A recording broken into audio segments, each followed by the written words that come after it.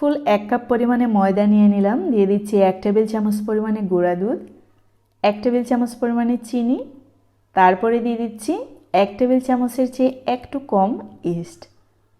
খুব ভালো করে শুকনো উপকরণগুলো মিশিয়ে নিচ্ছি, তারপরেই অ্যাড করে নিচ্ছি লবণ। লবণ অবশ্যই কিছুক্ষণ পরে অ্যাড করার চেষ্টা করবেন, তাহলে ভালো হয়। কুসুম গরম পানি দিয়ে ডোটা তৈরি করে নিতে হবে। এইখানে সম্পূর্ণ পানি লাগবে না, আমার একটু পানি হলেই হবে, তবে একটু একটু করে মিশাতে হবে আর ডোটা একটু সফট করে তৈরি করে নিতে হবে। খুব বেশি শক্ত যেন না হয় ডোটা, সেই দিকে অবশ্যই খেয়াল রাখতে হবে। আপনারা দেখে নিশ্চয়ই বুঝতে পারছেন কতটা সফট হয়েছে। এখন ঢাকনা দিয়ে রেখে দিতে হবে 20 থেকে 30 মিনিটের জন্য। জাস্ট সফটনেসটা ঠিক থাকলেই হলো। যদি আপনাদের হাতে সময় থাকে 2 থেকে 3 ঘন্টার জন্য রেস্টে রাখতে পারেন, তাতে করে ফুলে একদম ডাবল হয়ে যাবে। এইখানে আছে বোনলেস চিকেন প্রায় 400 গ্রামের মতো, দিয়ে দিচ্ছি 1 টেবিল চামচ পরিমাণে ব্ল্যাক পেপার গুঁড়ো করে, 1/2 টেবিল স্পুন অরিগানো সুন্দর একটি ফ্লেভারের জন্য, দিয়ে দিচ্ছি 1/2 টেবিল স্পুন মরিচের গুঁড়ো, স্বাদ মতো টমেটো কেচাপ, প্রায় 1.5 টেবিল চামচের মতো সয়া সস, আর দিয়ে দিচ্ছি স্বাদ মতো লবণ। খুব ভালো করে মিশিয়ে নিচ্ছি। এইখানে আপনাদের পছন্দ মতো মশলা কিন্তু অ্যাড করে নিতে পারেন, তবে আমার মনে হয় না এর চেয়ে আর কোনো মশলা অ্যাড করার কোনো প্রয়োজন আছে। দিয়ে দিলাম প্রায় 1 টেবিল চামচ পরিমাণে আদা রসুনের পেস্ট। চুলায় একটি প্যান বসিয়ে দিয়ে দিচ্ছি বাটার, এখানে প্রায় 110 গ্রামের মতো হবে। বাটার যখন গলে আসবে তখনই আমি চিকেন ঢেলে নিচ্ছি। খুব ভালো করে ফ্রাই করে নিতে হবে। চিকেন থেকে পানি বের হবে, ওই পানিতেই কিন্তু চিকেনটা খুব ভালো করে সেদ্ধ হয়ে যাবে। এতে এক্সট্রা কোনো পানি অ্যাড করার কোনো প্রয়োজন নেই। আর হ্যাঁ, দেখতে পাচ্ছেন আমি কিন্তু চিকেন অনেক বড় বড় স্লাইস করে কেটে নিয়েছি। আপনারা কিন্তু আপনাদের পছন্দ মতো শেপে কেটে নিতে পারেন।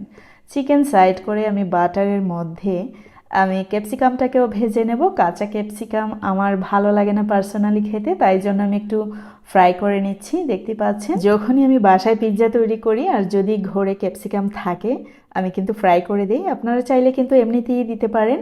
20 থেকে 30 মিনিটের জন্য আমরা তো অবশ্যই সেদ্ধ করে নেব।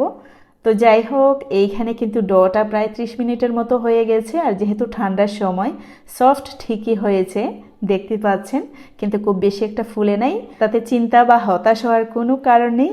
এই পিৎজা কিন্তু অনেক ক্রাঞ্চি হবে প্লাস সফট হবে। তো যাই হোক, দেখতে পাচ্ছেন হাতের সাহায্যে খুব ভালো করে মথে নিয়ে তারপরে আমরা একটি রুটি বেলে নেব খুব বড় করে। রুটি মোটামুটি পাতলা করেই বেলে নেব। দেখতে পাচ্ছেন খুব বেশি পাতলাও না আবার খুব বেশি গাঢ়ও না, তাতে করে পিৎজাটা খেতে অনেক ভালো লাগবে। আমি এই প্লেটে সেট করে নিলাম। সাইড কিন্তু একটু খাড়া আছে, আপনারা দেখতে পাচ্ছেন। এই রুটির উপরে আমি প্রথমেই ব্রাশ করে নিচ্ছি tomato sauce plus tomato ketchup একসাথে। আপনাদের মন চাইলে কিন্তু কাঁটা চামচ দিয়ে দাগ কেটে নিতে পারেন। আমার মনে হয় এই রেসিপিতে দাগ না কাটলেও কোনো প্রবলেম নেই, যেহেতু আমি প্রায় সময় বাসায় তৈরি করে খাই। তারপরেও মনটাকে সান্ত্বনা দেওয়ার জন্য একটু দাগ কেটে নিলাম। আর এইখানে আপনারা চাইলে কিন্তু পিৎজা সসটা ইউজ করতে পারেন, তবে আমার মনে হয় টমেটো সসটা আমার কাছে খুবই ভালো লাগে পিৎজা সসের চেয়ে।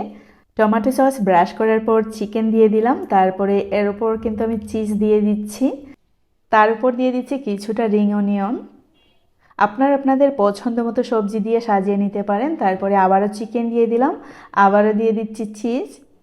এখানে আপনারা চিজ মজারেলা চিজও ইউজ করতে পারেন, অথবা পাতা পাতা চিজ যে পাওয়া যায় ওইগুলোও ইউজ করতে পারেন, যার যেটা পছন্দ।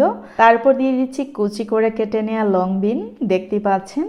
এর উপর দিয়ে দিচ্ছি ক্যাপসিকাম। আমি এখানে আর কিছু ইউজ করছি না। আপনাদের মন চাইলে আপনারা আপনাদের পছন্দ মতো সবজি অ্যাড করে নিতে পারেন।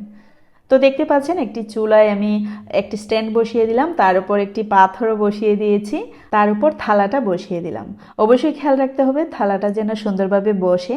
আমি ওই স্ট্যান্ডের উপর যদি বসাতাম থালাটা একদম হাঁড়ির সাথে লেগে থাকতো, তাই জন্য আমি এই পাথরটাও ইউজ করেছি। যাই হোক, ঢাকনা দিয়ে দিলাম প্রায় 30 মিনিটের জন্য।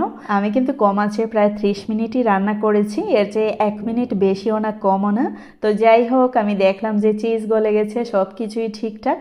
তাই জন্য আমি নামিয়ে নিলাম, দেখতে পাচ্ছেন।